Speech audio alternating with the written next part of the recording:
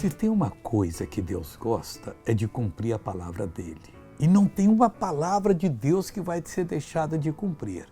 Por exemplo, Romanos 11, 26, o apóstolo Paulo, sendo usado por Deus, ele dá uma revelação muito grande. E assim, todo Israel será salvo.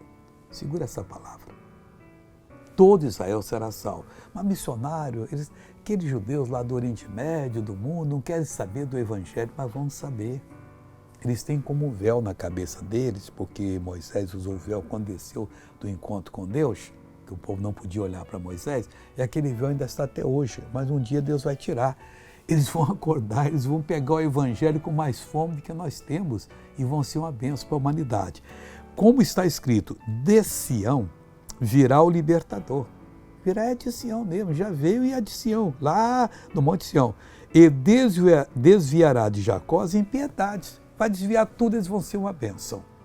Vamos orar agora para você ser abençoado, mas primeiro assista o testemunho dessa pessoa, é o que Deus quer fazer na sua vida. Faz 12 anos, uma moto me quebrou minha perna, 3 partes, os braços, costela, fiquei como morta.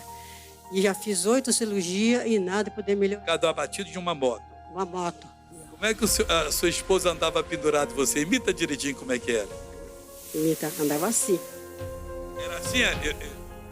Isso mesmo. Então solta ele agora. Eu tô curada, meu marido.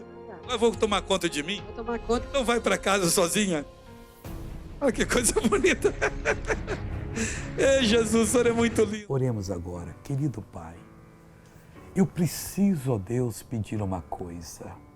Tire o véu da cabeça desse meu irmão, dessa minha irmã, que não está vendo, ó Deus, a promessa tão clara e por isso está perdendo a bênção.